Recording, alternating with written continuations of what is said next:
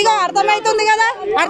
కదా పోలీసు వాళ్ళు ఆడవాళ్ళు నిలవడంగానే 10 మంది నిలవడంగానే ఎంతమంది వచ్చారు ఒక్కసారి పోలీసు వాళ్ళని చూడుర్రి మాకంటే ఎక్కువ పోలీసు వాళ్ళే ఊర్రి ఇక మొత్తం మహిళల పెద్ద పీట పోలీసులకు వేస్తుర్రు ఇప్పుడు పోలీసుల పాలన నిరంకుశన పాలన రేవంత్ రెడ్డి పాలన అవుతుంది ఇక్కడ వేరేటోళ్ళ పాలన లేదు ఏమంగానే పోలీసు వాళ్ళకి ఫోన్లు కొట్టంగానే అమ్మ మాకు ప్రభుత్వం నుంచి ఆర్డర్ వచ్చింది మీరు మహిళలను చూడము ఏదని చూడము మేము మొగలమైనా వస్తాము ఎవరమైనా వస్తామని చెప్పి పోయినసారి ఆశాలను కొట్టిర్రు మొగ మహారాజులు ఆడవాళ్ళకు పెద్దగా ఇస్తే ఆల్రెడీ 2-3 కేసులు అయినాయి ఆయన మీద మేము ప్రభుత్వం అంటారు అంటారు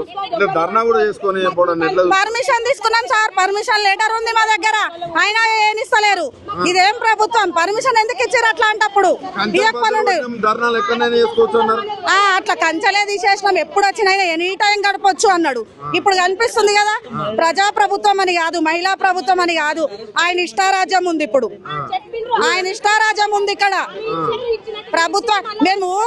ఏది కొత్తగా అడగతలేము గొంతమ్మ కోరికలు కోరతలేము మాకు 2 నెలల నుంచి జీతాలు లేవయ్యా పిల్లల పోషణ కుటుంబం గడవలేకుంది పిల్లలకి 10th ఎగ్జామ్ రాని 2 నెలల నుంచి జీతాలు రాకనే కదా మేము ధర్నా చేసింది స్టార్టింగ్ 2 నెలల నుంచి గతంలో ఇప్పటి వరకు అయినా కేసీఆర్ ఉన్నప్పుడు ఫస్ట్ కే వచ్చింది జీతాలు ఇవ్వకన్నా ఇదే పని మీద ఉంటాం మేము 9 to 4 ఇదే ఎనీ టైం డ్యూటీ 24 గంటల సర్వీసు ఏ టైం ఇక ఈ పోలీసు వాళ్ళకి మాకు సేమ్ డ్యూటీలే అలా ఫోన్ వస్తే ఎట్లా ఉరుకుతారో కుక్కలోలే మేము కూడా అట్లా ఊరకాల కుక్కల్లాగా వాళ్ళ కుక్క బతికే మాది కుక్క బతికే అనద్దు పోలీసు వాళ్ళది కుక్క బతికే మాది కుక్క బతికే రాత్రి ఇప్పుడు ఫోన్ వచ్చింది అనుకో డెలివరీ కేసు వచ్చిందంటే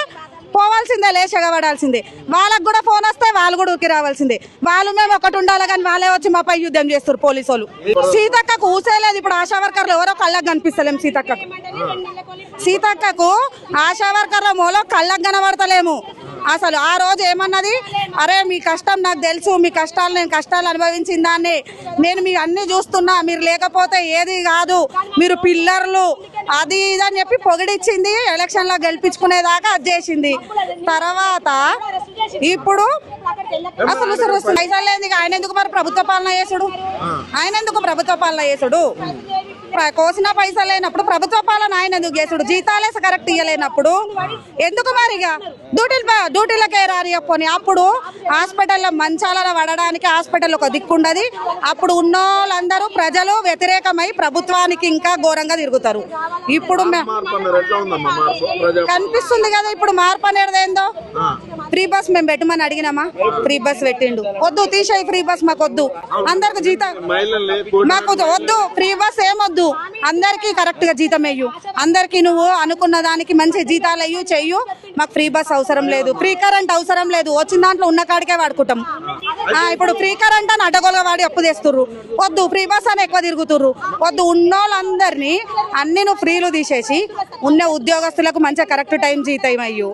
ఒకనాడు చంద్రబాబు నాయుడు గుర్రాలతో దెక్కించి కంచెలు అట్టి చేసిండు చంద్రబాబు నాయుడు తెలుసు ఆశా వర్కర్లు ఏంది అనేది ఇప్పుడు రేవంత్ రెడ్డి కూడా అదే విధంగా చూపించుకుంటా అనుకుంటుండేమో మంచిగా ఉండే వాళ్ళు మంచిగానే ఉంచుకోవాలి ప్రభుత్వాన్ని ఎప్పటికీ మీ